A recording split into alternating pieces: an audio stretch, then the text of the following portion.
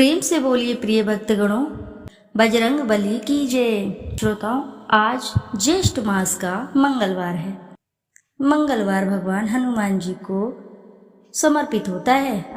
आज के दिन भगवान बजरंग बली की पूजा अर्चना का विधान है। मंगलवार को अंजनी पुत्र हनुमान जी का उपवास सच्चे मन से पूजा और व्रत कथा कहने व सुनने से हनुमान जी का विशेष कृपा प्राप्त होती है और सभी कष्ट दूर हो जाते हैं।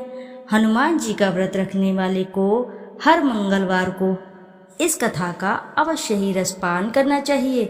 इस कथा के श्रवण बिना साधक को व्रत का संपूर्ण फल नहीं प्राप्त होता है। तो आइए ध्यान लगाकर रसपान करेंगे भगवान बजरंग बली की पावन एवं पौराणिक व्रत कथा, यानी कि मंगलवार की व्रत कथा। एक बार नैमिषारण्य तीर्थ में 80,000 मुनि एकत्र होकर पुराणों के ज्ञाता श्री सूत जी से पूछने लगे, हे महामुने, आपने हमें अनेक पुराणों की कथाएं सुनाई हैं। आप कृपा करके हमें ऐसा व्रत और कथा बताएं जिसको करने से संतान की प्राप्ति हो तथा मनुष्य को रोग शोक अग्नि सर्व दुख आदि का भय दूर हो, क्योंकि कली युग में सभी जीवों की आयु बहुत ही कम है।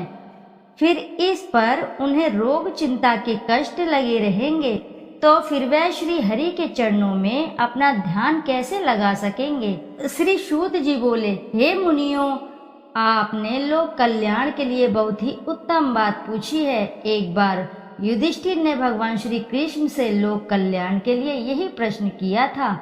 भगवान श्री कृष्ण और युधिष्ठिर का संवाद तुम्हारे सामने कहता हूँ, ध्यान देकर सुनो। एक समय पांडवों के सभा में श्री कृष्ण जी बैठे हुए थे। तब युधिष्ठिर ने भगवान श्री कृष्ण से प्रश्न किया, हे प्रभु नंद नंद गोविंद, आपने मेरे लिए अनेकों कथाएं सुनाई हैं। आज आप कृपा करके ऐसा व्रत या कथा सुनाएं जिसके करने से मनुष्य के रोग चिंता का भय समाप्त हो और उसको पुत्र की प्राप्ति हो। हे प्रभु, बिना पुत्र के जीवन व्यर्थ है। पुत्र के बिना मनुष्य नरकगामी होता है। पुत्र के बिना मनुष्य पितृ ऋण से छुटकारा नहीं पा सकता और न ही उसका पुण्यग नामक नरक से उद्धार हो सकता है। अतः पुत्रदायक व्रत बतलाएं। श्री कृष्ण बोले, हे राजन, मैं एक प्राचीन इतिहास सुनाता हूँ, आप उसे ध्यान पूर्वक सुनो। कुंडलपुर नामक एक नगर था। उसमें नंदा नामक एक ब्राह्मण रहता था। भगवान की कृपा से उसके पास सब कुछ था, फिर भी वह दुखी था।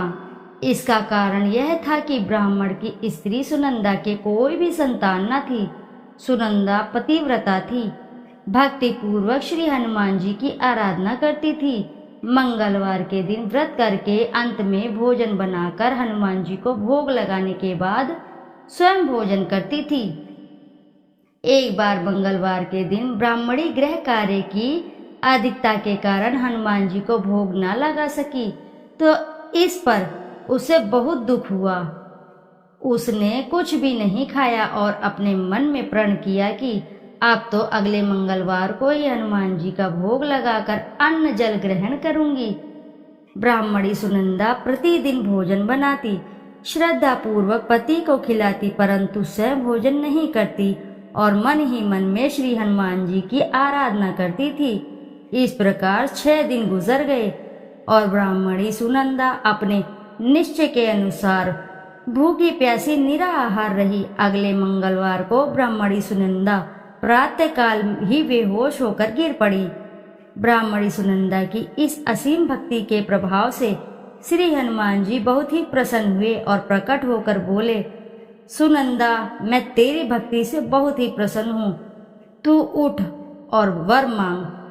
सुनंदा अपने आराध्य देव श्री हनुमान जी को देखकर आनंद की अधिकता से विवल हो श्री हनुमान जी के चरणों में गिरकर बोली, हे प्रभु, मेरी कोई संतान नहीं है, कृपया करके मुझे संतान प्राप्ति का आशीर्वाद दे, आपकी अति कृपा होगी। श्री महावीर जी बोले, तेरी इच्छा पूर्ण होगी, तेरी एक कन्या पैदा होगी, उसके अष्टांग प्रतिदिन सोना दिया करेंगे। इस प्रकार यह कहकर श्री महावीर जी अंतर्धान हो गए। ब्राह्मणी सुनंदा बहुत हर्षित हुई और सभी समाचार अपने पति से कहा। ब्राह्मण देव कन्या का वरदान सुनकर कुछ दुखी हुए, परंतु सोना मिलने की बात सुनी तो बहुत ही प्रसन्न हुए। विचार किया कि ऐसी कन्या के साथ मेरी निर्धरता भी समाप्त हो जाएगी।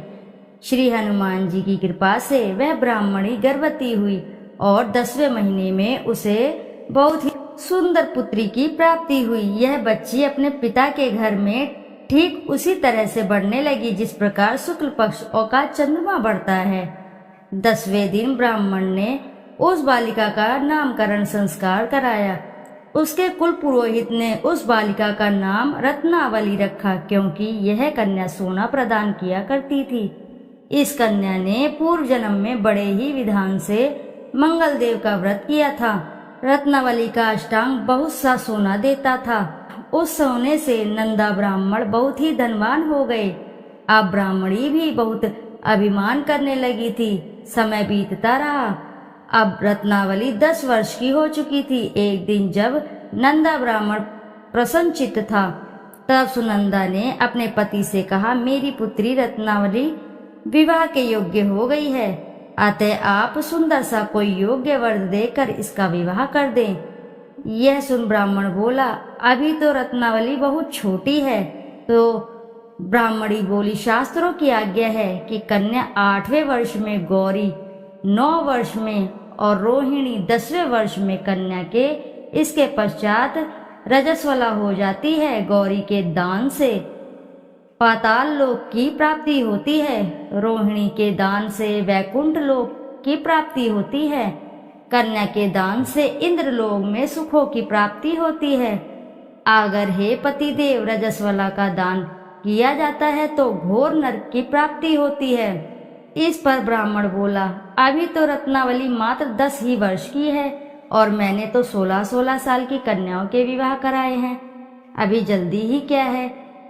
तब ब्राह्मणी सुनंदा बोली, आपको तो लोभ अधिक हो गया है लगता है। शास्त्रों में कहा गया है कि माता पिता और बड़ा भाई रजस्वला कन्या को देखते हैं तो अवश्य ही नरकगामी होते हैं। तब ब्राह्मण बोला, अच्छी बात है, कल मैं अवश्य ही योग्य वर की तलाश में अपना दूत भेजूंगा। दूसरे दिन ब्राह्मण ने अपने दूत को बुलाया और आज्ञा दी कि जैसी सुंदर मेरी कन्या है वैसा ही सुंदर उसके लिए वर की तलाश करो। दूत अपने स्वामी की आज्ञा पाकर निकल पड़ा।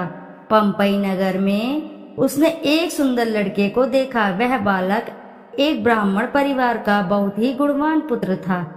इसका नाम सोमेश्वर था। दूत ने इस सुंदर व गुणवान ब्राह्मण पुत्र के बारे में अपने स्वामी को पूर्ण विवरण बता दिया।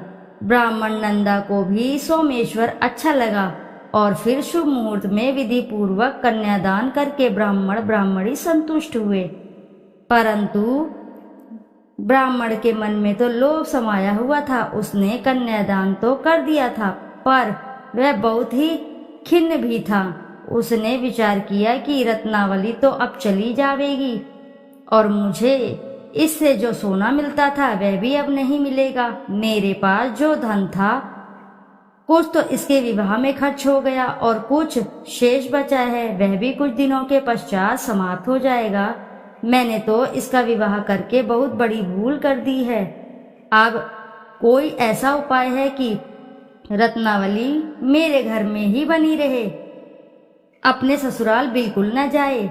लोभ रूपी राक्षस ब्राह्मण के मस्तिष्क पर छाता जा रहा था। रात भर अपनी शैया पर बेचैनी से रुकावटें बदलते बदलते उसने एक बहुत ही क्रूर निर्णय लिया। उसने विचार किया कि जब रत्नावली को लेकर उसका पति सोमेश्वर अपने घर के लिए जाएगा तो वह मार्ग में ही छिपकर सोमेश्वर का वध कर देगा और अपनी लड़की को अपने घर ले आएगा, जिससे नियमित रूप से उसे सोना भी मिलता रहे और समाज का कोई मनुष्य उसे दोष भी नहीं दे सकेगा। प्रातःकाल हुआ। नंदा और सुनंदा ने अपने जमाई तथा लड़की को बहुत सारा धन देकर विदा किया। सोमेश्वर अपनी पत्नी रत्नावली को लेकर ससुराल से अपने घर की ओर चल दिया।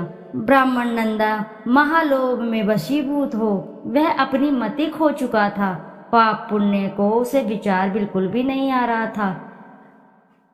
अपने भयानक व क्रूर निर्णय को कार्य रूप देने के लिए उसने अपने दूत को मार्ग में अपने जमाई का वध करने के लिए भेज दिया था, ताकि रत्नावली से प्राप्त होने वाला सोना उसे हमेशा मिलता रहे और वो कभी भी निर्धन ना हो। ब्राह्मण के दूत ने अपने स्वामी की आज्ञा का पालन करते हुए उसके जमाई सोमेश्वर का मार्ग में ही वध कर दिया। समाचार प्राप्त कर ब्राह्मण नंदा के मार्ग में पहुंचा और रुदन करती अपनी पुत्री रत्नावली से बोला, हे पुत्री, मार्ग में लुटेरों ने तेरे पति का वध कर दिया है। भगवान की इच्छा के आगे किसी की कोई बस नहीं चलता है। अब तू घर चल, वहां पर रहकर ही शेष जीवन व्यतीत करना। जो भाग्य में लिखा है वही होगा। अपने पति की अकाल मृत्यु से रत्नावली बहुत ही दुखी हुई। करुण करंदन व रुदन करते हुए अपने पिता से बोली, हे पिताजी, इस संसार में जिस स्त्री का कोई पति नहीं है उसका जीना व्यर्थ है। मैं अपनी पति के साथ ही अपने शरीर को जला दूंगी और सती होकर अपने इस जन्म को, माता पिता के नाम को तथा सास ससुर के यश को सार्थक करूंगी। ब्रह्मानंदा अपनी पुत्री रत्नावली के वचनों को सुनकर बहुत ही दुख हुआ और विचार करने लगा, मैंने व्यर्थ ही जमाई का वध करके पाप अपने सिर पर ले लिया। रत्नावली तो उसके पीछे अपने प्राण तक देने को तैयार है। मेरा तो दोनों तरफ से मरण हो गया। धन तो अब मिलेगा नहीं। जमाई वध के पाप के फलस्वरूप यम यातना भी भुगतनी पड़ेगी। यह सोचकर वह बहुत ही खिन्न हुआ। सोमेश्वर की चिता बनाई गई। रत्नावली सती होने की इच्छा से अपने पति के सिर पर अपनी गोद में रखकर चिता में बैठ गई। जैसे ही सोमेश्वर की चिता अग्नि जलाई गई, वैसे ही प्रसन्न हो मंगलदेव वहां प्रकट हुए और बोले, हे रत्नावली, मैं तेरे भक्ति से प्रसन्न हूँ, तू वर मांग। रत्नावली ने अपने पति का जीवन दान मांगा। तब मंगलदेव बोले, रत्नावली, तेरा पति अजर अमर है, यह महाविद्वान भी होगा और इसके अतिरिक्त तेरी जो इच्छा हो वो वर मांग। तब रत्नावली बोली, हे ग्रहों के स्वामी, यदि आप मुझ पर प्रसन्न हैं तो मुझे यह वरदान दीजिए कि जो भी मनुष्य मंगलवार के दिन प्रातःकाल लाल पुष्प लाल चंदन से पूजा करके आपका स्मरण करेगा, उसको रोग व्याधि ना हो, स्वव्यंजनों का कभी भी योग ना हो, सर्प अग्नि तथा शत्रुओं का भय न रहे। जो स्त्री मंगलवार का व्रत करे वह कभी विधवा न हो। मंगलदेव तथास्तु कहकर अंतर्धान हो गए। सोमेश्वर मंगलदेव की कृपा से जीवित हो उठे। रत्नावली अपने पति को पुण्य प्राप्त कर बहुत ही प्रसन्न हुई और मंगलदेव का व्रत प्रत्येक मंगलवार को करके व्रतराज और मंगलदेव की कृपा से इस लोक में सुख ऐश्वर्य को भोगते हुए अंत में अपने पति के साथ स्वर्गलोक कर चली गई। तो बोलो जय बजरंगबली की जय, बोलो जय मंगल देव की जय। कथा अब इसी के साथ समाप्त हुई। तो आइए श्रोताओं, अब करते हैं श्री हनुमान जी की आरती। आरती की जय हनुमान लला की, दुष्ट दलन रघुनाथ कला की। जाके बल से गिरवर कापे, रोग दोष जाके निकट न झाके। अंजनी पुत्र महाबलदाई, संतान के प्रभु सदा सहाई। आरती की जय हनुमान लला की। देवीरा रघुनाथ पठाए, लंका जारी सिय सधिलाए। लंका सो स्फोट समुद्र सिकाई, जात पवन सुत बार न लाई। आरती की जय हनुमान लला की। लंका जारी असुर संहारे, सिया राम जी के काज सवारे। लक्ष्मण मूर्छित पड़े सकारे, अग्नि संजीवन प्राण उबारे। आनि संजीवन प्राण उबारे, आरती की जय हनुमान लला की। पैठी पताल तोरी जमकारे, अहि रावण की भुजा उखारे। बाएं भुजा असुर दल मारे, दाहिने भुजा संत जन तारे। आरती की जय हनुमान लला की। सुर नर मुनि आरती उतारे, जय जय जय हनुमान उचारे। कंचन थार कपूर लो छाई, आरती करत अंजना माई। आरती की जय हनुमान लला की।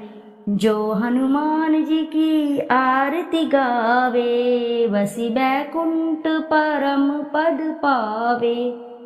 आरती की जय हनुमान लला की।